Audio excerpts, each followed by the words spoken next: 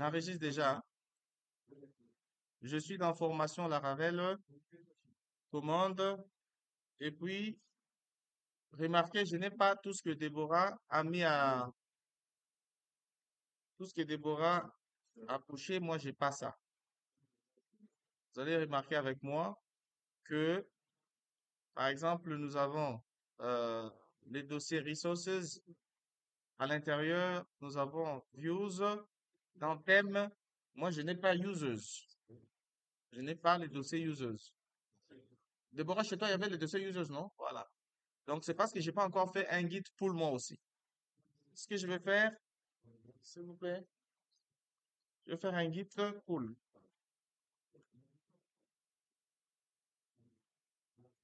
Voilà. Et vous revoyez, j'ai maintenant les dossiers users chez moi. Et si je viens au niveau de localhost, je rafraîchis, OK. Il y avait des utilisateurs bizarres qu'on avait créés au niveau de notre table. ID SQL, Colgaz, OK. Voilà. Dans la table users, je vais prendre ces messieurs. Je colle. Le mot de passe, c'est password. Je valide. Je suis connecté. Et fournisseur. Voilà. Donc, il a raison. On n'arrive pas à voir. Tu n'avais pas acheté le menu. Ah, ok. Tu comprends, boss? Donc, c'est tout ce qu'elle n'a pas fait. C'est ajouter le menu. Et nous, on peut faire ça. J'enregistre déjà la vidéo. Je viens là. Dans Layout, menu. À côté, on doit ajouter Users. Donc, ici, avec fournisseur. Je vais juste copier ça. Je colle. Et puis, je vais mettre ici users.index. C'est tout. Et donc, ici, je vais dire euh, utilisateur. Et puis, tous les utilisateurs. Voilà. Quand je reviendrai là, j'ai maintenant le menu utilisateur. On peut juste changer son icône en faisant, au lieu de folders, je vais dire users. Voilà. Si vous mettez même un user tout simplement sans S, comme ça, il vous sort juste un bonhomme. Voilà. C'est bon? Ok. Désolé. Je dois faire un guide, je fais un guide push. Ah bon? Désolé. Ah oui, c'est vrai. Ici, c'était, en fait, c'est folder. Et ici, c'est user. Ok. Ouais, j'ai rafraîchi. Voilà. Maintenant, pour ceux-là qui sont à jour avec moi, ils font git add, git commit, -n, ajout du menu, user, et puis git push. Vous comprenez pourquoi on aime avoir des noms en anglais parce que c'est court. Voilà. C'est bon. Donc, vous pouvez, en fait, donc, euh, bon, déjà, une table d'utilisateur, vous devez être d'accord avec moi que on peut pas avoir une table qui ne se limite qu'à ça, hein. Genre, name, seulement name, email, non. On peut pas avoir que ça. Ça signifie que on va devoir modifier un peu la table d'utilisateur. Donc, on va venir au niveau de, je vais d'abord fermer tout ça, close all. OK. Je vais aller à database, migrations, là où il y a les utilisateurs. Vous voyez, nous, on avait users, name, email. Alors, moi, j'ai besoin d'ajouter d'autres champs dans cette table d'utilisateur. Et pour ça, je vais créer une migration. Je vais appeler PHP Addison. Ouais. PHP Addison make deux points migration. Et ici, je vais dire add fields add fields, je vais appeler ça euh, version 1, c'est-à-dire que version 1 to users table. Alors, qu'est-ce que je vais dire? Je suis en train de vouloir ajouter des champs dans la table users. Quand j'ajoute version 1, c'est parce que ce n'est pas le seul champ. C'est si je me rends compte que j'ai d'autres champs à ajouter, je devrais venir ajouter. Alors, je pourrais dire add fields version 2, add fields version 3. C'est juste une façon pour moi de travailler et de m'en sortir. C'est pas une convention. C'est pas obligatoire de faire comme ça. Moi, je sais que je vais ajouter des champs dans ma table d'utilisateur. Donc, je fais to users table. Quand je fais ça, c'est bon. Il a créé ma migration. Et cette migration, qu'est-ce qu'elle a à faire? Vous voyez? Elle pointe directement dans sa méthode app. Elle pointe directement sur un table users. Et ici, j'ai besoin d'ajouter le champ string. Je vais ajouter prénom. Et ça va être 75 caractères. Il peut être nullable parce que déjà la table a des noms. Alors, j'ajoute le nom, string, nom, 75 aussi. Il peut être nullable. Voilà. Je vais ajouter aussi le téléphone. String, téléphone. Lui va avoir 12 caractères par défaut. Et puis, il doit être unique. Et puis, il peut être nullable. Point de vue. Voilà. Ça, c'est les champs que je vais ajouter à utilisateur. Après, il y a un autre champ que je vais ajouter à l'utilisateur, c'est les champs pour dire si son compte est actif ou inactif. Et les champs vont être de type boolean. Et ici, je vais dire tout simplement active. Nommez ce que vous voulez, mais moi, j'aime bien nommer ça comme ça. Et par défaut, quand j'écris un utilisateur, je vais dire true. Pourquoi? En fait, en réalité, ici, il va créer un champ qui va être de type tiny int. Comme ça. Ça va être un champ de type tiny int. Par défaut, il va avoir la valeur 1. Pour dire que quand l'utilisateur est créé, il a un compte actif.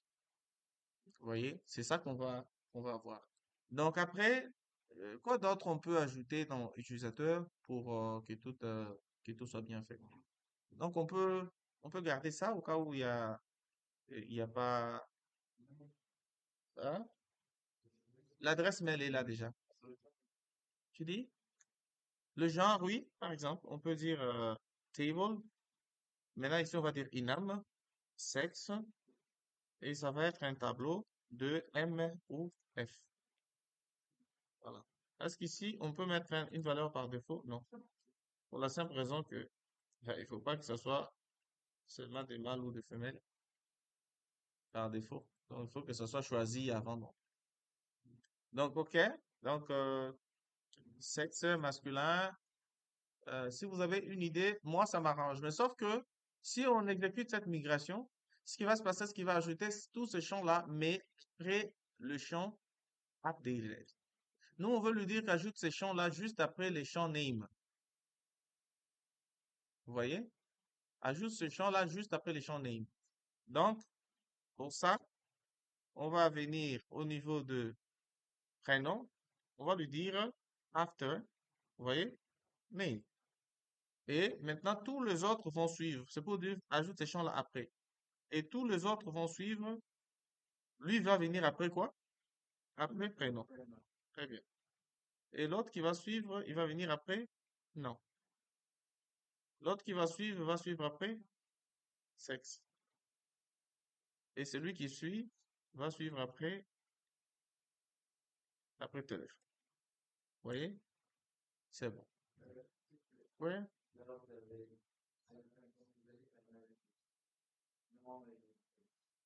Je ne comprends pas. Ah, j'ai deux points virgule, hein. Ok, merci, boss. C'est bon, d'accord. Toi, tu me suis parlé là. Ça rentre dans la vidéo. Ok, ça, c'est les champs qu'on ajoute.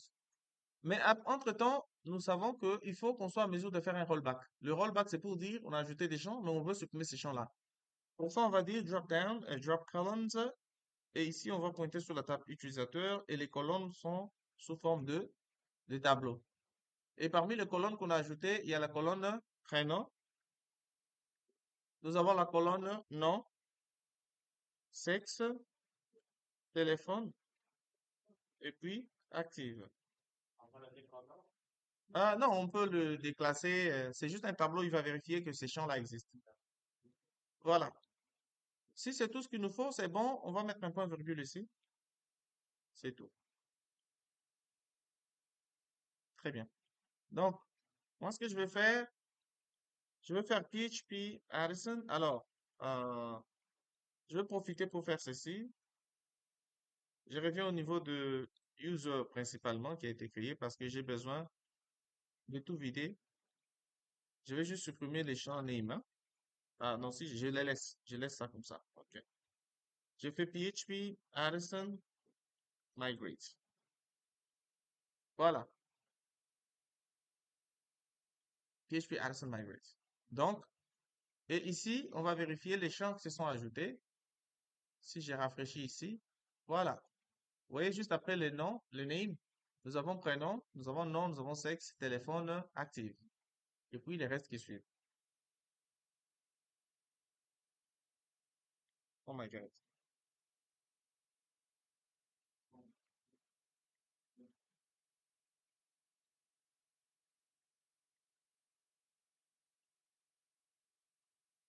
Alors,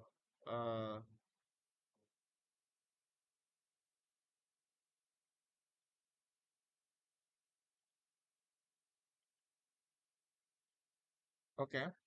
Donc, c'est tout ce qu'il nous fallait pour ajouter dans la table utilisateur. Alors, avec ça, nous avons maintenant dans notre table des données de personnes. Voyez, il y a beaucoup de données qui manquent, le nom, le prénom, le sexe, tout ça là, ça manque. Ça signifie qu'il nous faut, il nous faudra faire quoi? Il nous faudra, en réalité, créer maintenant des formulaires qui vont prendre en compte ce champ-là. Parce que c'est pas ce qu'on a jusque-là. Donc, ce que je vais faire, je vais aller dans le projet de Deborah. J'ai fait tous les utilisateurs, c'est bon. Si j'ai fait ajouter, après vous avez ça là. Donc, on doit juste ajouter les champs qui manquent. Alors, on va améliorer sur les formulaires de Deborah.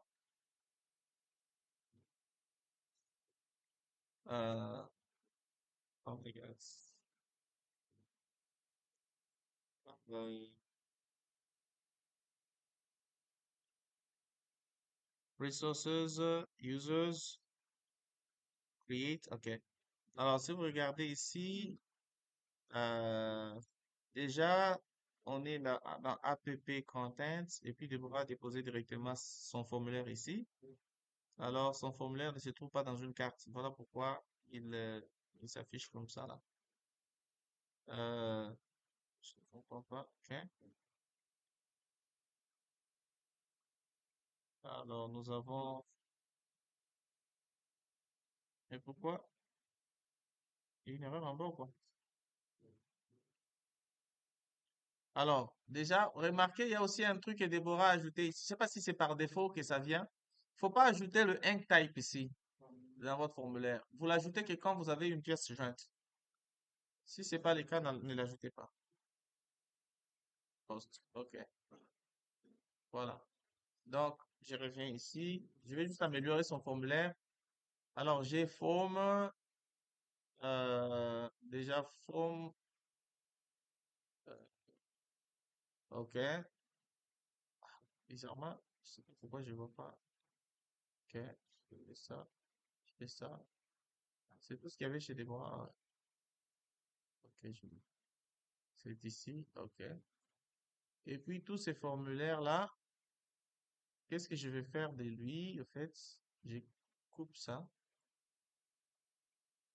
Je vais mettre ça dans une carte.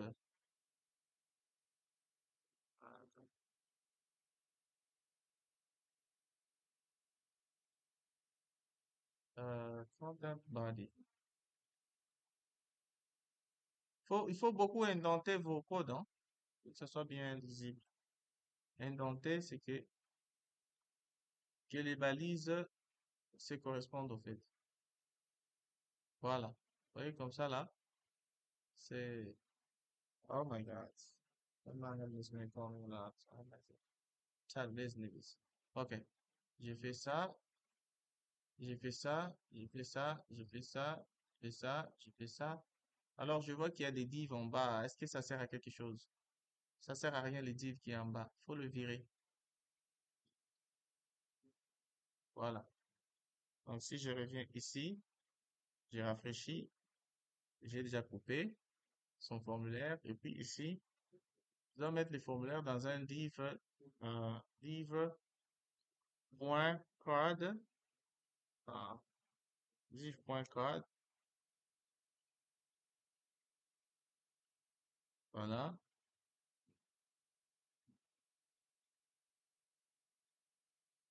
Alors, je vais dire div.cardBody. Oh, j'ai pas écrit body. Ok, voilà. Et j'école le formulaire. Vous voyez, l'objectif était de mettre ça dans la carte blanche que vous voyez là. Parce que c'était presque dehors. Je sais pas si vous vous rappelez d'à quoi ressemblait le formulaire, non? Donc, l'objectif était de le mettre comme ça. Alors, euh, ici, on va juste améliorer en disant, bon, dans les formulaires, on a besoin d'afficher un H3 pour dire, comment on appelle ça? Formulaire d'ajout des utilisateurs. Alors, on en prend tous ensemble. Voilà, formulaire d'ajout des utilisateurs. Et puis, on va commencer par alors, for name, on va virer ça. On n'a pas besoin de mettre les names, on a besoin de mettre juste le prénom. Par exemple, là, on va dire prénom, prénom. Et ici, ça va être prénom. Oh my God. Ici, ça va être prénom. Et ici, c'est prénom, OK. Euh, placeholder, prénom. Et voilà. Faut toujours gérer des erreurs. Donc, on va faire ça. On va ajouter div feedback. Euh, feedback, je pense. OK. Et dans le feedback ici, on va dire que erreur, end erreur. Alors ici, on va dire prénom. Au cas où le prénom, voilà. Donc, il va afficher ça en cas de problème. Et ici, on va dire span, euh, span. Et puis ici, span class. On va dire euh, feed, je pense back, error. Et puis ici, on va afficher l'erreur. Ça va être quoi? Dollar message tout simplement. Voilà. Et ici, vous vous rappelez, pour gérer que les champs avaient des problèmes, euh,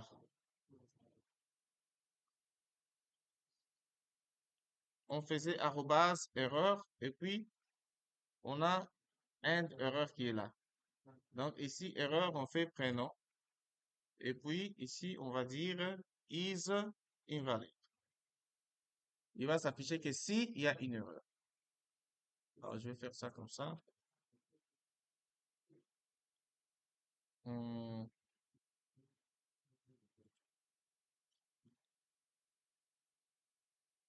voilà. L'objectif, c'est ça. Que ça soit comme ça. OK.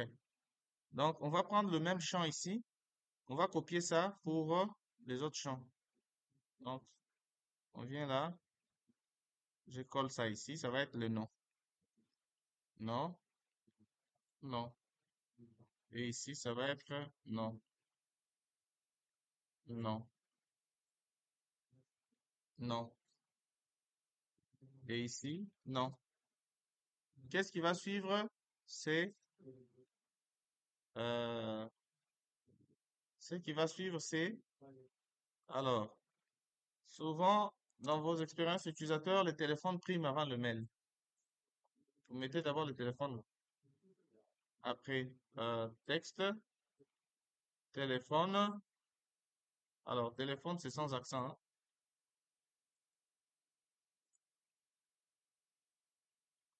Téléphone,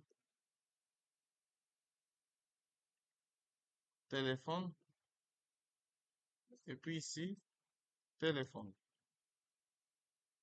Après, ce qui va suivre, c'est l'adresse mail. Maintenant, ici, on va mettre email. Et ici, ça va être email. Et ici, les types des champs email. Vous pouvez mettre texte, mais c'est mieux email pour qu'il fasse une validation déjà content. Email, email, et puis email. Ah, c'est beaucoup écrit, hein. Euh, email. Alors, les champs qui suivent, c'est quoi? C'est le sexe. D'ailleurs, le sexe devait être au début, mais c'est pas grave. On va d'abord comme ça. Et le sexe va être un select. Oui, un select. Les select n'a pas de type, on enlève. Alors, ça va être sexe. Et puis ici, c'est sexe. Et puis ici, il n'a pas aussi de placeholder. Faut juste savoir comment ça fonctionne. Et les select, c'est ferme. Donc, on fait select. OK. Et dans select, on va devoir mettre des options. La première option qui est vide pour dire sélectionner. Sélectionner. Et la deuxième option va être M, M et option F et F. Alors, on peut dire féminin. Nous, on sait comment ça masculin. OK. Alors, qu'est-ce qui va suivre après? Ce qui va suivre après, c'est quoi? Après les sexes, on avait quoi? On va refaire ça. Euh, prénom, nom, téléphone, sexe. OK. On va vérifier dans notre table, hein, c'est là qu'on saura. Alors, j'ai fait, nous avons quoi? Alors, il faut retenir quelque chose aussi. Que dans tous ces champs, il y a des champs qui sont des champs techniques. On ne les utilise pas. Par exemple, email verified it. C'est parce que souvent, il y a certains utilisateurs, quand on crée, ils t'envoient un lien par mail pour que tu vérifies que le mail était valide. Et quand quelqu'un va cliquer sur le lien, la date va se remplir ici automatiquement. Password, on va prendre. Remember token, on ne prend pas non plus. Vous voyez? Remember token, c'est le jeton juste de se souvenir de moi lors de la connexion. C'est un champ technique. On ne le prend pas. Donc, tout ce qu'on va prendre, c'est active. Mais même active, au fait, en réalité, on ne le prend pas. À moins que on soit obligé de, je sais pas moi, on va trouver une appellation. On ne prend pas active parce que je vais vous montrer comment vous créez automatiquement au niveau du système qui peut activer ou désactiver les comptes de quelqu'un. Donc, si je comprends bien, c'est comme si on a rempli tous les champs, hein. Il reste que password. Alors, password, on va dire mot de passe. Et ici, on va dire password. Et le texte va être de type password pour qu'il cache ça. Et ici, ça va être password. Et ici, le password, c'est password. Il y a une erreur. Et puis ici, vous n'avez pas besoin. Bon, dans le quoi, vous pouvez faire ça. Dans le placeholder. Alors, ici, ça va être password. Maintenant, vous allez créer, hein,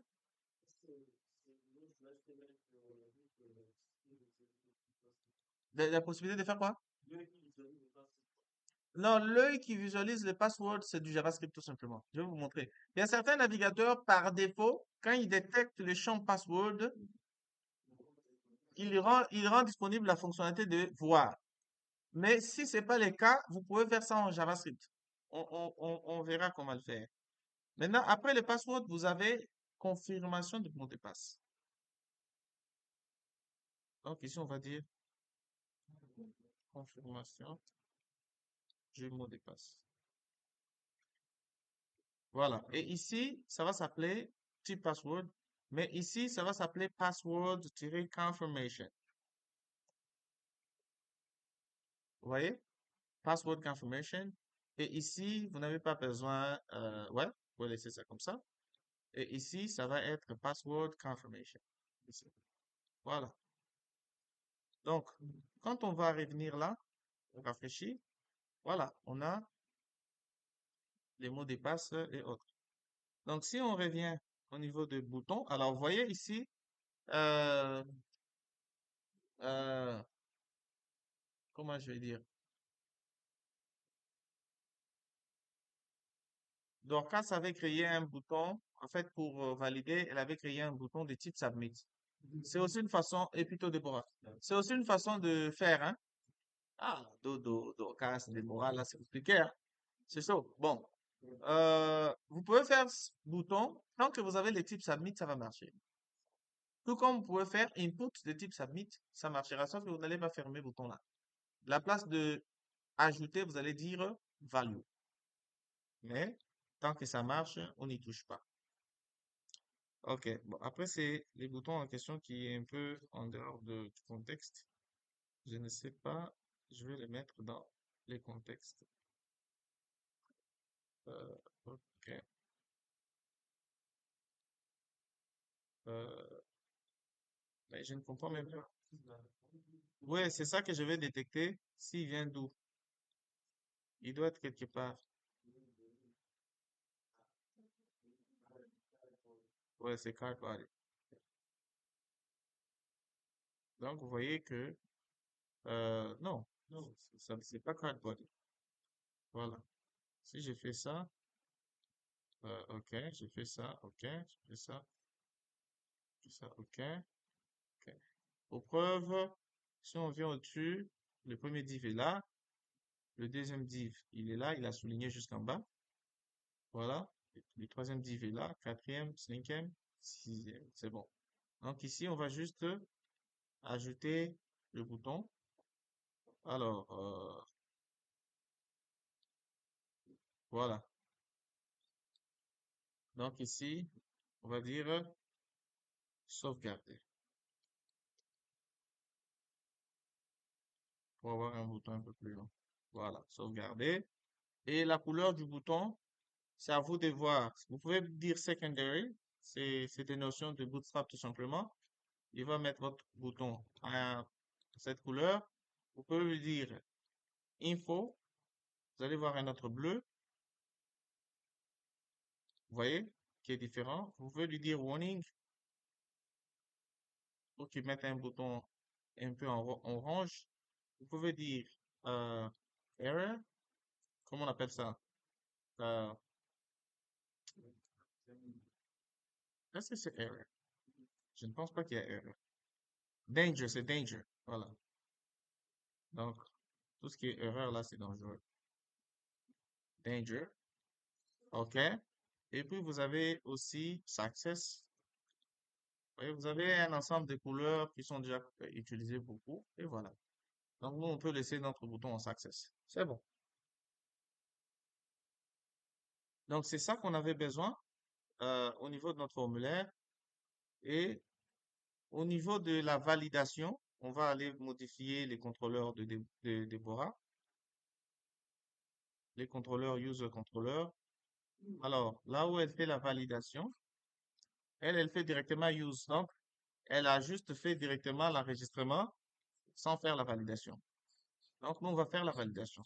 Alors, pour faire la validation, on commence par request, qui est l'objet qui est là. Dans request-validate, on met un tableau et à l'intérieur, on va définir. On va dire par exemple que le prénom est obligatoire, donc on fait required. Et puis, en plus de ça, il doit être une chaîne de caractères. Deuxièmement, le nom est obligatoire. Le nom est obligatoire. Je vais écrire à ce gars.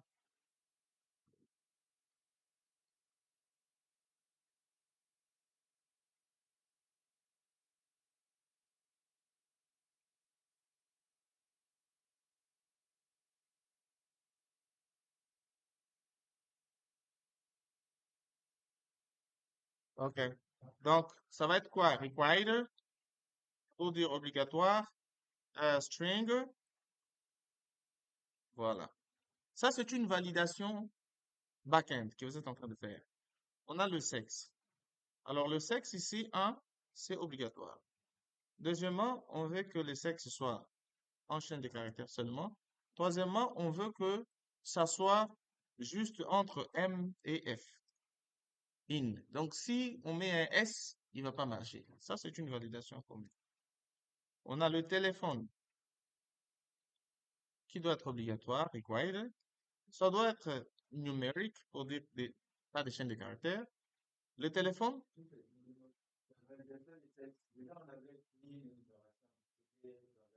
ça, c'était dans la base de données. Oui. Il y a un menu déroulant.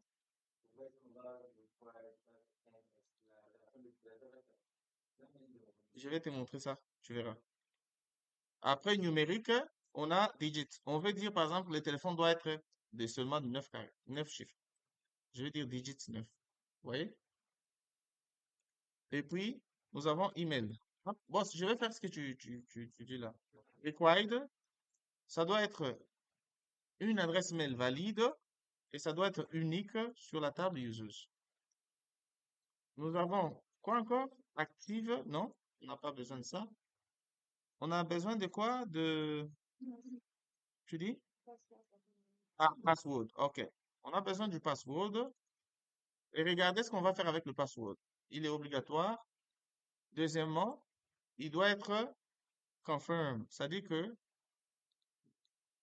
c'est pas si vous voyez. Donc, il est obligatoire et confirm, c'est-à-dire qu'on doit se rassurer que les deux champs, password et password confirm, sont pareils. C'est tout ce qu'on met. Même pas password confirm, juste password et puis confirm. C'est tout. Voilà. Maintenant, je reviens à ce que tu es en train de dire avant d'aller. Nous sommes dans sexe ici. Tu vois, dans sexe, il y a masculin et féminin. Mais regarde ce que je vais faire. Je fais inspecter. Je viens à éléments. J'arrive ici. Je sélectionne.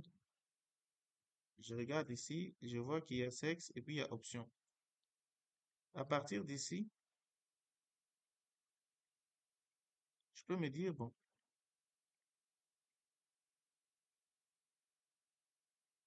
edit HTML. Vous voyez? Tu vois là où il y a edit HTML là? Regarde ce que j'ai fait.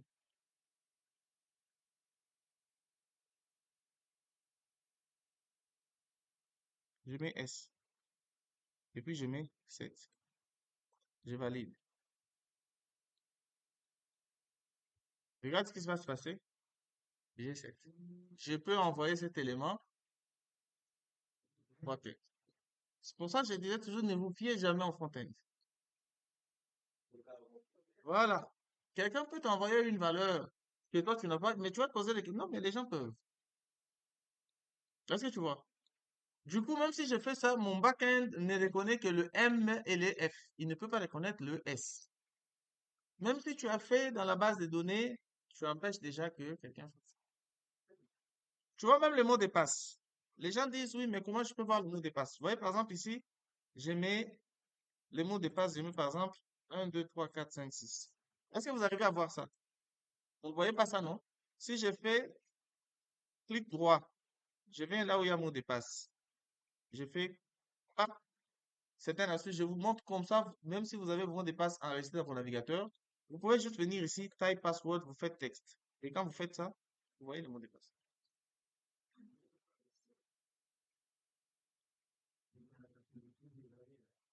Non, mais voilà.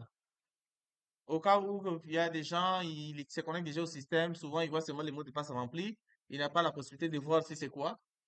La preuve, c'est celle-là. Maintenant, après, tu peux faire ça en JavaScript. Donc, il faut jamais vous fier au... Mais si tu rafraîchis la page, il va revenir sur les valeurs de ton site. Tu peux encore... Mais moi, je peux faire ça et puis je valide. Tu vois, non? Voilà. Donc, je fais ça, je rafraîchis. OK. C'est bon. Donc, je pense qu'on a tout mis. Alors, on était en train de faire une validation, prénom, nom, sexe, téléphone, email, password. J'ai comme l'impression qu'on a plus de champs que ça. Je sais pas pourquoi.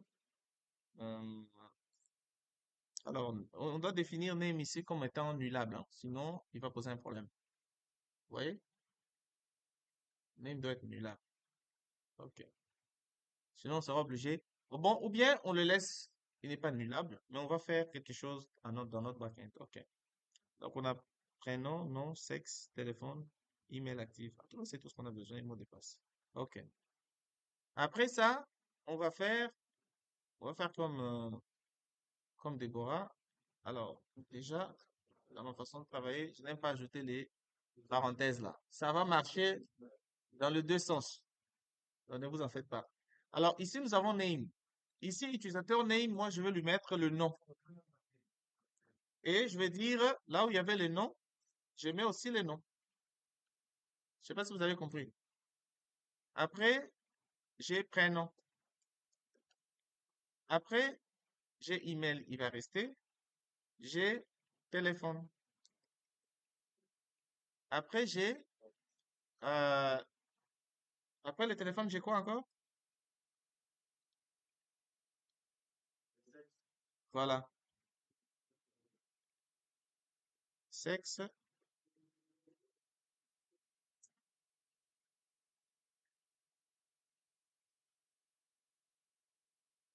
Déjà. En double, oui, en fait, c'est ça qu'on dit. Il y a name dans notre table ici, qui était par défaut dans la table. Donc, le name là, comme il n'est pas nul, on va dire que le name là va prendre la valeur du nom tout simplement. C'est ça tout ce qu'on veut faire. Voilà.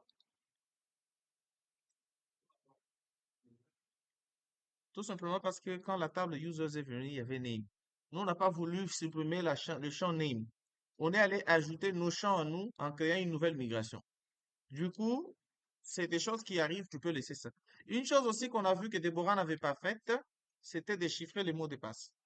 Alors, le mot de passe, vous pouvez chiffrer comme l'autre avait fait, mais ayez l'habitude tout simplement de faire hash make, et puis vous mettez la valeur ici. C'est quoi? C'est request password.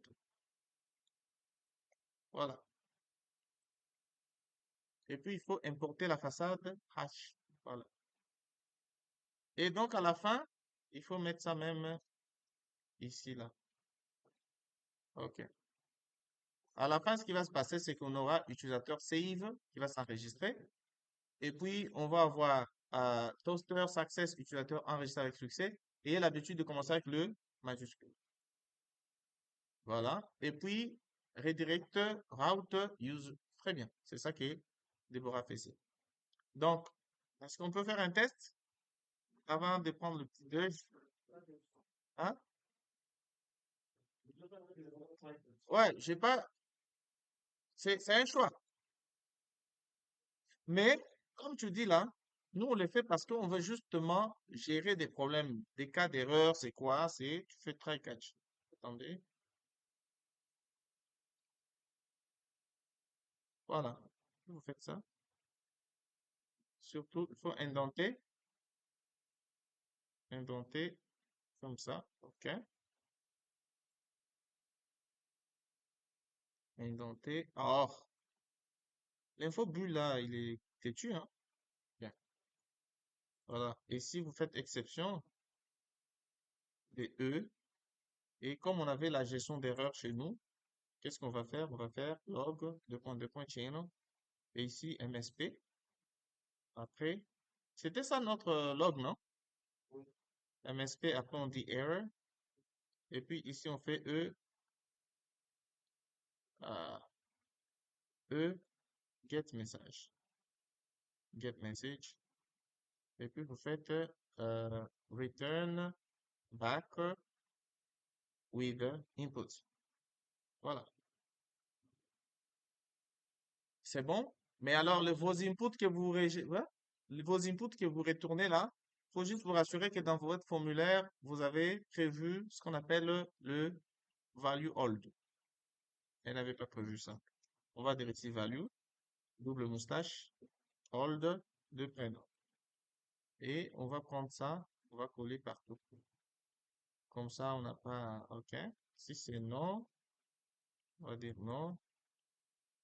Là où il y a téléphone. On va dire téléphone. Là où il y a email, on va dire email. Et là où il y a, alors là où il y a ça, on va dire ceci. Vous faites ça. Vous faites hold. Si hold de sexe égale à, si hold de sexe égale à M, alors faites point virgule selected, sinon rien. En fait, c'est un affichage de selected conditionné. Pour mettre les selected, il faut que ce soit ça qui était enregistré préalablement. Et c'est pareil. Hold de sexe égale à F. Alors, vous faites point virgule selected, sinon c'est vide. Voilà. Et au niveau de mot de passe, les mots de passe, il ne faut jamais remplir ça encore. Faut pas faire un hold du mot de passe.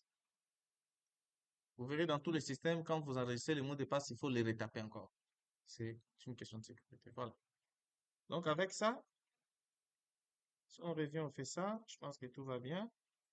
Maintenant, on va essayer d'enregistrer. On a besoin d'un vrai nom. Bon, déjà, on a beaucoup trop d'utilisateurs ici. Qu'est-ce que vous pensez? Il faut qu'on vide ça, non? En faisant justement un PHP Addison MyGrapefresh. Mais si je fais ça, je ne pourrais pas me connecter. Je sais pas si vous vous rappelez. Je pourrais pas me connecter. Si j'ai fait ça, je pourrais pas me connecter. Alors, il me faudra mettre en place un seeder par défaut qui va me permettre de me connecter. Alors, pour ça, ça va mettre du temps. C'est mieux que vous preniez d'abord le petit déjeuner et puis on va continuer.